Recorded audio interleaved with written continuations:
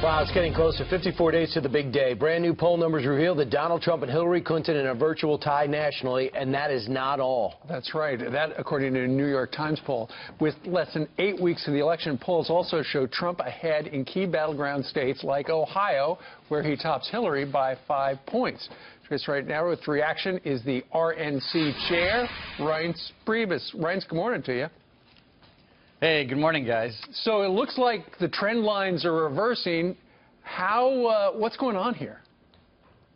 Well, I think what's going on, a couple quick things. First of all, the electorate wants to change. I mean, just like a flowing river, you can analyze all the minutia all day long, but the biggest deal is the electorate is like a river, and it's flowing, and it wants change, and Donald Trump fits the movement of the electorate, and Hillary Clinton doesn't. But when you have a new candidate who's never run for office, it takes time for the electorate to be convinced over time that this big change is something that they're comfortable with. And Donald Trump has had an incredible 4 weeks. He's been on message. He has been disciplined. He's talking about serious policies at every single stop, whether it's a rally or he's at a school or he's at a church. People are getting comfortable. And just like in 1980, when the electorate wanted to change, it took time for the electorate to get comfortable. Right. The other thing is, look at the polls. He's over 45, 46, 47%, something that all the supposed experts said would never happen. Well, it's happening.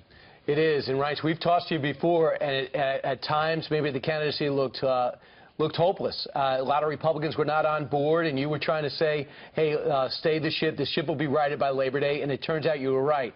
Now, Paul Manafort was trying to get Donald Trump to read off the prompter and not ad-lib as much on stage, and he was not successful. Why has Kellyanne Conway been successful where Paul Manafort wasn't? Well, he was reading off the teleprompter in mid-August as well, but I think the sustained discipline when you bring in someone new and that person is also disciplined and really a polling and messaging expert, and someone that he really listens to and respects. I think that it's just seeing the effects of the discipline that she's been able to bring to the table and to the team, and then the results of that discipline is being seen in the polling. I mean, we all know Donald Trump likes the polls. At least he listens to the polling. He reviews them. We all know that. So now the polls are affirming something that the team is saying is important to the campaign. It's also, I think, Donald Trump's comfortable with it. I mean, one thing to keep in mind, this is because Donald Trump wants to be a policy-driven and give these speeches, not because somebody's pounding away in his ear. That doesn't really work that way with Donald Trump. He's doing it on his own. And he's going to have an economic policy speech a little later on today. Of course, later on today as well, I'm sure you're going to be tube-side to watch Dr. Phil to see exactly what Dr. Oz. Dr. Phil focused on JonBenet Ramsey. You're right. Yeah. Right. Dr. Oz is going to be releasing the information about, his blood pressure and stuff like that. And Hillary Clinton yesterday released more information about, what's been going on in her life over the last year or so. Why are medical records suddenly something that everybody's got to know more about?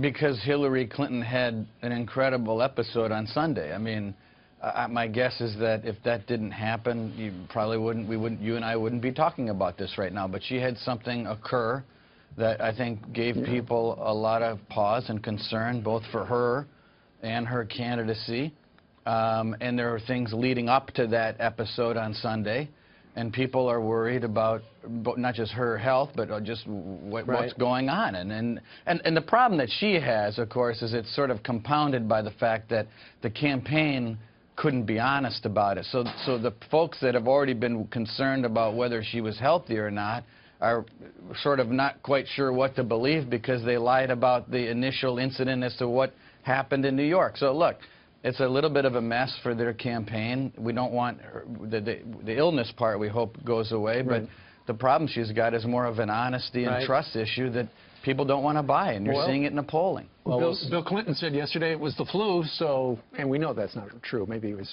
talking, maybe he got confused. I don't know what he was talking about. Right. All right. It was exactly. something. Well, hopefully she's better, but we don't know what's going on with their campaign. All right. Reince Priebus, thanks so much. You bet. Thank you.